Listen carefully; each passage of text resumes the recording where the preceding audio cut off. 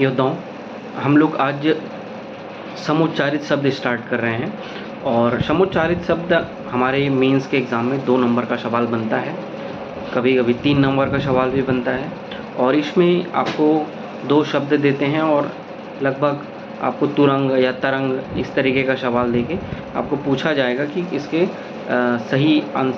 इसका अर्थ आप लिखिए।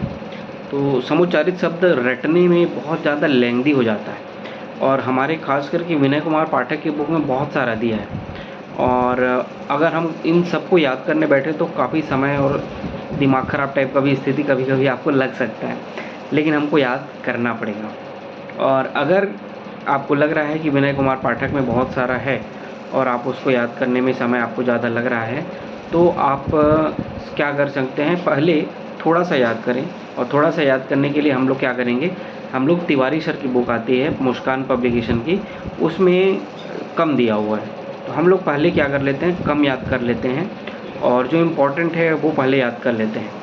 समुच्चारित शब्द में पहले हम लोग जो मुस्कान पब्लिकेशन की बुक में समुच्चारित शब्द तिवारी सर के द्वारा दिया गया है, पहले वो याद कर लेते हैं। वो जैसे ही याद हो जाता है उसके बाद हम लोग विनय कुमार पाठक को याद करने के लिए आगे आएंगे। तो हम लोग पहले विनय कुमार पाठक से पहले मुस्कान पब्लिकेशन के समुच्चारित शब्द को एक दिन में 2 पेज याद करेंगे। एक दिन में 2 पेज इस तरीके से 2-2 पेज करते हुए याद करेंगे। याद करने में बहुत आपको परिश्रम लग सकता है, बहुत बार पढ़ना पड़ सकता है, आप उसको पढ़िए। हम लोग कल अनेक शब्दों के लिए एक शब्द स्टार्ट कर चुके थे और आज आपको 2 पेज का मैं अनेक शब्दों के एक शब्द की क्वेश्चन पूछूंगा। पहला क्वेश्चन आप लिखोगे कि जिनके पास कुछ न हो। क्या बोलते हैं, जिनके पास कुछ न हो? जिसके आने की कोई तिथि न हो, जिसकी गहराई न नापी जा सके, जो कुछ नहीं जानता, जिसका शत्रु न जन्मा हो, जो पहले कभी न हुआ हो, जो सबके मन की बात जानता हो, पृथ्वी और आकाश के बीच का स्थान, किसी के पीछे पीछे चलने वाला, जिसका जन्म अंडे से हो, जिस पर अनुग्रह किया गया हो, जिसका कोई न हो,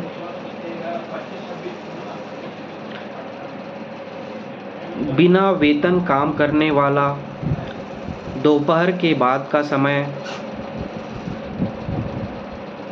जिसका खंडन न किया जा सके, जिसका कभी जन्म न हो, पर्वत के ऊपर की समतल भूमि, सामान्य नियम के विरुद्ध बात, जो भेदा या तोड़ा न जा सके। ये आपको अनेक शब्दों के लिए एक शब्द में लिखना है और आपके अनेक शब्दों के एक शब्द करें। 2 पेज आज फिर से पढ़िए, कल मैं फिर 2 पेज का सवाल पूछूंगा। वाक्य शुद्धि, हम लोग शब्द शुद्धि खत्म कर चुके हैं, तो अब हम लोग वाक्य शुद्धि की ओर बढ़ते हैं और वाक्य शुद्धि में कुछ थ्योरी पार्ट जो आपके विनय कुमार पाठक के बुक में दिया हुआ है वो पढ़िए और 2 पेज के कंटेंट भी उसके वाक्य को शुद्ध करने का प्रैक्टिस करिए। ये भी हमारे एग्ज़ाम में 3 नंबर का सवाल बनता है। तो वर्तनी शुद्धि याद करने के बाद हमारे लिए इम्पॉर्टेंट है कि हम लोग वाक्य शुद्धि की ओर भी आगे बढ़ें, तो वो भी 2 पेज आप करिए।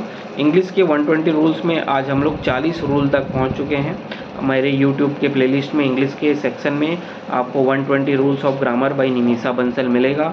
उस रूल्स को हर दिन 5 रूल पढ़ते हुए कॉपी में नोट डाउन करेंगे और इस तरीके से हम लोग ग्रामर में अपनी पकड़ थोड़ी सी मजबूत बनाने का प्रयास करेंगे। और साइंस का हमारा लास्ट चैप्टर आज है पॉलीमर, बहुलक वाला चैप्टर जो है आप उसको करिए और आज में आपका साइंस में केमिस्ट्री ख़त्म हो जाएगा।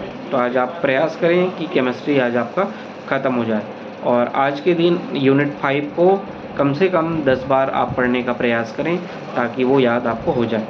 छत्तीसगढ़ी शब्दकोश में आप देख रहे हैं विनय कुमार पाठक से पढ़ रहे हैं, नहीं है कुछ लोगों के पास, तो मैं कुछ नोट्स बनाया हूँ तो वो मैं आपको शेयर करूँगा। अपनी कॉपी में लिखेंगे लेकिन उससे पहले आपको थोड़ा सा टेस्ट लिखना पड़ेगा। तो पहला क्वेश्चन आप छत्तीसगढ़ी शब्दकोश में लिखोगे चुलुक। चुलुक को छत्तीसगढ़ी में चुलुक है, इसको हिंदी में क्या बोलते हैं? चुलुक क्या होता है? चानी, चुलुक, चानी, कूची, कूची, आउट, आउट, अमेरा, अमेरा या फिर लमेरा, चिबरी या ठोहरा, चिबरी या ठोहरा, इसका आप हिंदी में बताओगे। अब मैं हिंदी बोल रहा हूँ, उसका आप छत्तीसगढ़ी में बताओगे। पहला आप बताओ, पहली बारिश, बालतोड़, पहली बारिश, बालतोड़, जिद्दी स्वभाव का व्यक्ति, आदेश देना, आदेश देना, खट्टा,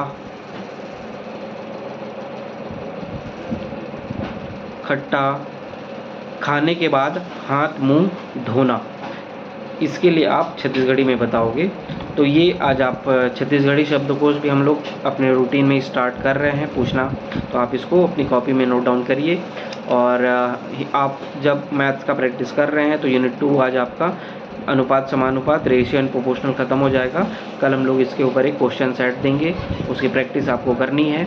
और कल क्वेश्चन प्रैक्टिस सेट यूनिट 2 का करने के बाद उसका सॉल्यूशन वीडियो भी यहाँ आपको प्रोवाइड करूँगा, उसको आप अपनी कॉपी में नोट डाउन करेंगे, प्रैक्टिस करेंगे। और जब मैं प्रैक्टिस करेंगे बोलता हूँ तो बार बार प्रैक्टिस करेंगे, जब तक वो आपके दिमाग में बैठ नहीं जाता है, वो प्रैक्टिस आपकी होनी चाहिए। तो इतना रहेगा आज का, कल मिलेंगे एक नए टारगेट के साथ। आज के लिए इतना ही, थैंक यू।